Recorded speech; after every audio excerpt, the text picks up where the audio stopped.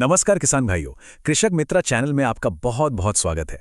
देखिए, हमारा एक ही मकसद है कि आप तक खेती की वैज्ञानिक और एकदम सटीक जानकारी पहुंचाई जाए, ताकि आपकी जो मेहनत है ना, उसका पूरा पूरा फल आपको मिले।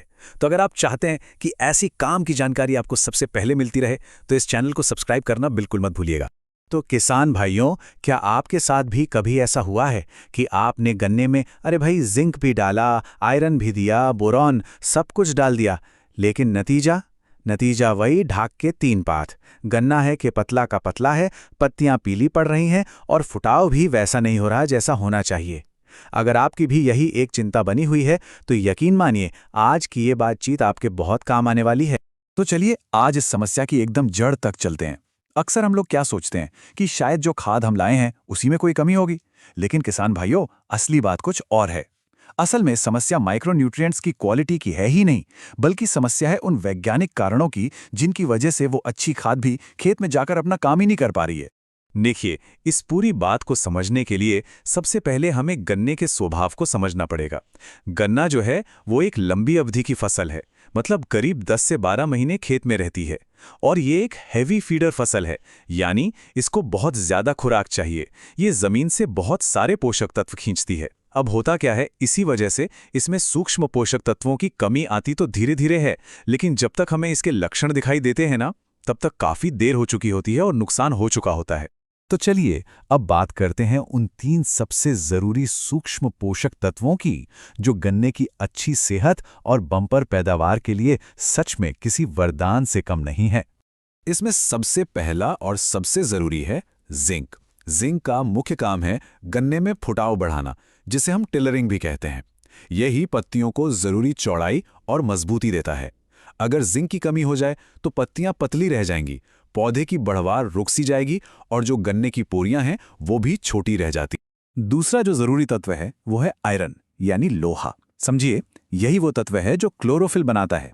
क्लोरोफिल यानी पौधे का वो हरा रंग जिससे वो धूप में अपना भोजन बनाता है। और इसकी कमी का तो एक बहुत ही खास लक्षण है जो आपने जरूर देखा होगा। नई पत्तियां पीली पड़ जाती हैं, लेकिन उनकी जो नसें हैं वो हरी की हरी बनी रहती हैं। और तीसरा हीरो है बोरॉन। बोरॉन का काम है पौधे की नई कोशिकाएं बनाना, और जो चीनी पत्तियों में बनती है उसे गन्ने के तने तक पहुंचाना। सीधी सी बात है, इसी से गन्ने की मोटाई बढ़ती है और उसके रस में मिठास और गुणवत्ता आती है।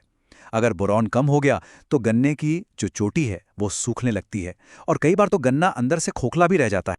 तो सवाल अब भी वही है कि जब ये पोषक तत्व इतने ज्यादा जरूरी हैं, तो फिर अच्छी से अच्छी खाद डालने पर भी ये अपना असर क्यों नहीं दिखा रहे। चलिए अब इस पूरी चर्चा के सबसे जरूरी हिस्से पर आते हैं और उन 3 बड़े वैज्ञानिक कारणों को समझते हैं जिनकी वजह से हमारी मेहनत बेकार जा रही है। देखिए, आपका पैसा और आपकी मेहनत इन 3 मुख्य वजहों से बर्बाद हो रही है। पहला, गलत मिट्टी, यानी आपकी मिट्टी ही खाद को काम नहीं करने दे रही। दूसरा, गलत समय, आपने खाद तो सही डाली पर तब नहीं डाली जब पौधे को उसकी जरूरत थी। और तीसरा, गलत तरीका, यानी खाद देने का जो तरीका अपनाया वही सही नहीं था। चलिए पहले कारण को जरा गहराई से समझते हैं, गलत मिट्टी। अब जैसे उत्तर प्रदेश, हरियाणा, पंजाब जैसे कई इलाकों में जमीन का पीएच ज्यादा होता है, यानी मिट्टी क्षारीय होती है।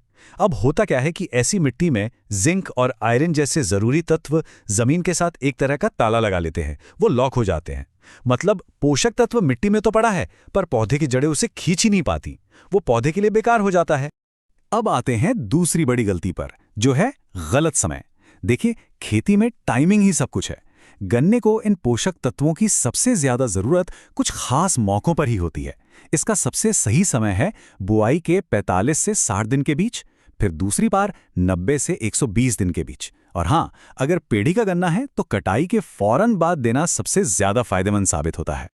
और अब तीसरी और शायद सबसे आम गलती, गलत तरीका। हमें स्प्रे और मिट्टी में खाद देने का फर्क समझना ही होगा। देखिए, स्प्रे करना एक तरह से फर्स्ट एड देने जैसा है। ये एक इमरजेंसी इलाज है जो सीधे पत्तियों को थोड़ी देर के लिए राहत दे देता है। लेकिन जो मिट्टी में खाद देना है वो पौधे को एक पौष्टिक भोजन देने जैसा है। ये एक लंबा और पक्का समाधान है जो सीधा जड़ों से काम करता है। तो फिर सबसे बड़ा सवाल यही उठता है कि आखिर गन्ने के लिए बेस्ट खाद है कौन सी, किस कंपनी की लें। किसान भाइयों, सच तो ये है कि कोई एक बेस्ट ब्रांड होता ही नहीं है। सबसे अच्छी खाद कोई पैकेट या बोरी नहीं है, बल्कि वो एक वैज्ञानिक तरीका है। तो फिर वैज्ञानिक नजरिए से बेस्ट क्या है? बेस्ट वो है जो आपकी मिट्टी के पीएच को देखकर चुना जाए। बेस्ट वो है जो फसल की बढ़वार की बिल्कुल सही अवस्था में दिया जाए। और बेस्ट वो है जिसे सही तरीके से, यानी जहां जरूरत हो वहां मिट्टी में और जहां जरूरत हो वहां स्प्रे के जरिए दिया जाए। चलिए, तो अब बात करते हैं कि अलग-अलग राज्यों की मिट्टी और समय को ध्यान में रखते हुए इसका सही वैज्ञानिक तरीका आखिर है क्या? अब ध्यान से सुनिएगा। अगर खेत उत्तर प्रदेश, हरियाणा या पंजाब में है, जहां मिट्टी का पीएच ज्यादा है, तो वहां के लिए सबसे अच्छी सलाह है कि जिंक सल्फेट को हमेशा मिट्टी में ही डालें। और आयरन का स्प्रे वो सिर्फ और सिर्फ तब करें जब पत्तों पर उसकी कमी के लक्षण दिखाई दें। वहीं दूसरी तरफ अगर बात महाराष्ट्र की काली कपास वाली मिट्टी की हो, तो वहां बोरॉन का प्रबंधन और खेत से पानी का निकास सबसे ज्यादा जरूरी है। और ऐसी मिट्टी में तरल यानी लिक्विड माइक्रोन्यूट्रिएंट्स अक्सर ज्यादा अच्छा काम करते हैं। तो किसान भाइयों, इस एक बात को हमेशा के लिए गांठ बांध लीजिए। असली बेस्ट खाद किसी रंग बिरंगा पैकेट में नहीं मिलती, वो तो खेती के विज्ञान में छिपी है। और हाँ, कुछ आम गलतियों से तो हमेशा बचकर रहना है, जैसे हर साल आंख बंद करके एक ही जैसा मिक्सचर डालते रहना, या फिर सिर्फ दुकानदार या डीलर की सलाह पर खाद डाल देना। अपनी मिट्टी का पीएच क्या है इसे पूरी तरह नजरअंदाज कर देना, और कभी-कभी जरूरत से ज्यादा खाद डालकर फसल को चुपचाप नुकसान पहुंचाते रहना, इन सब से बचना होगा। तो बस एक बात याद रखिए, सबसे अच्छा माइक्रोन्यूट्रिएंट सिर्फ वही है जो सही मिट्टी को देखकर सही समय पर और सही तरीके से दिया जाए। अगर आपने ये छोटा सा विज्ञान समझ लिया, तो मैं यकीन से कह सकता हूं कि आपके गन्ने की मोटाई भी बढ़ेगी, फुटाव भी शानदार होगा और पैदावार में सुधार आना तो बिल्कुल तय है। चलिए, अब आपकी बारी है। हम चाहते हैं कि आप हमें बताएं कि इस समय आपके गन्ने के खेत में सबसे बड़ी समस्या क्या चल रही है। क्या पत्तियां पीली पड़ रही हैं, या फुटाव में कोई कमी है, या फिर गन्ने की बढ़वार ही धीमी हो गई है? आप नीचे कमेंट्स में हमें अपनी मिट्टी का प्रकार, जैसे दोमट है या रेतीली, और साथ में फसल की अवस्था यानी नया गन्ना है या पेड़ी, ये जरूर बताइए। हम आपको सही मार्गदर्शन देने की पूरी कोशिश करेंगे। अगर ये जानकारी आपको काम की लगी हो तो इस वीडियो को एक लाइक जरूर दें और इसे दूसरे किसान भाइयों के साथ शेयर भी करें।